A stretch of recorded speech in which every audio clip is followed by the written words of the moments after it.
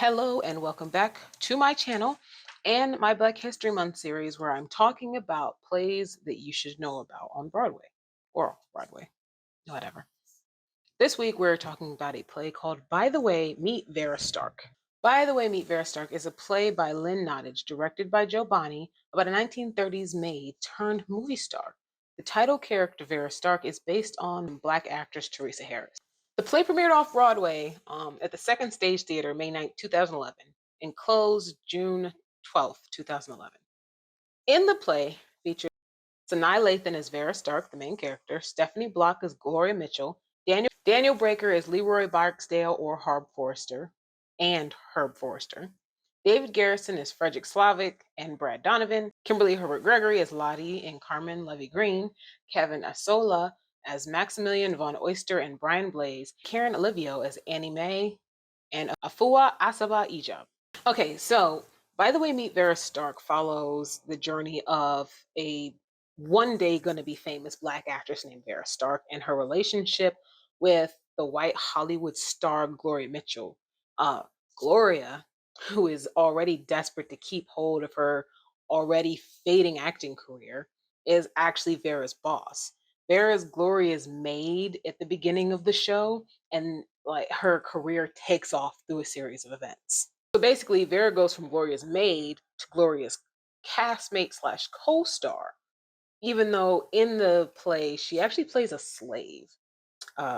So Vera's Gloria's maid, and Gloria is having a complete freak out because director Slavic is there, and they're having like some event or party or whatever, and Gloria's trying to impress him.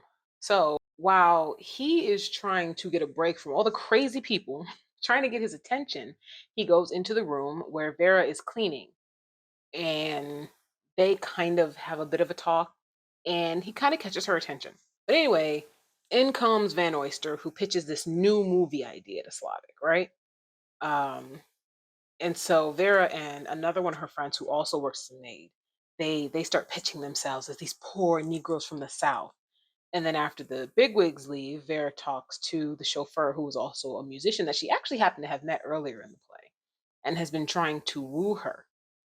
And so they have a conversation about Hollywood and actors, and how he feels it's just all really fake and too much, which, I mean, in a sense, Hollywood is fake.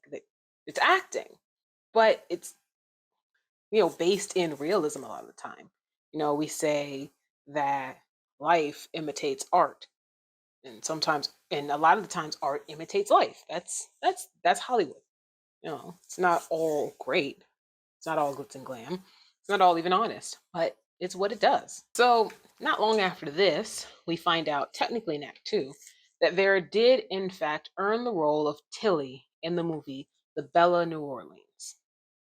So her performance in this movie was apparently so impressive that decades later, which is the second act of the film, we have film aficionados dissecting her performance and her career, which actually turned out to be controversial thanks to the impact her race apparently made on her success. We open the second act with a talk show in the future where they're discussing rediscovering Vera Stark because apparently she disappeared in late 1973. So as the critics are dissecting Vera's last interview, they show the interviews and the things she was saying. They talk about her relationships and how she was losing out on jobs, and how, you know, her speaking out about certain things was making people not necessarily want to put her on anymore. After that, we're treated to like a little flashback of Vera and Gloria having a conversation when they're running lines for the movie The Bella New Orleans. And it gives us a little tidbit of important information about Vera, that she changed a part of the intent of one of the lines in the movie. And Gloria actually went with it, showing us that she wasn't all bad, which not everyone is. Then we go to curtain.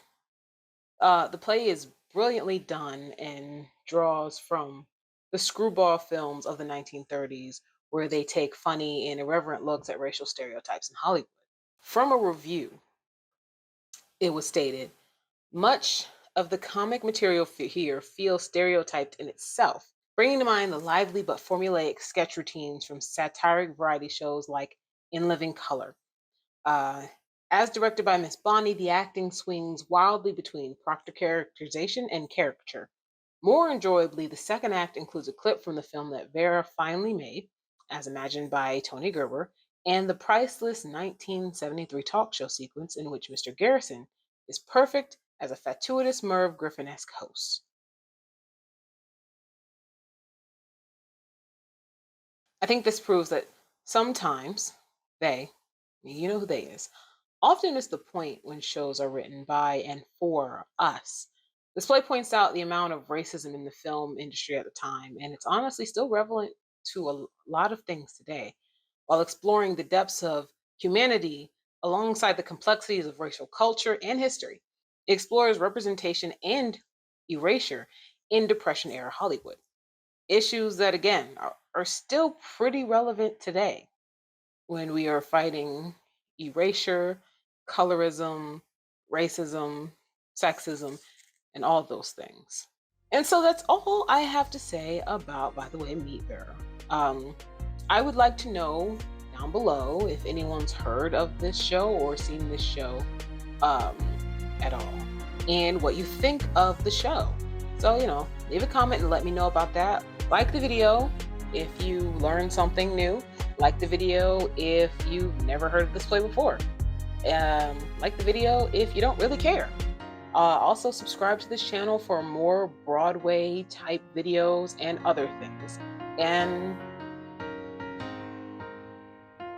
yeah, bye.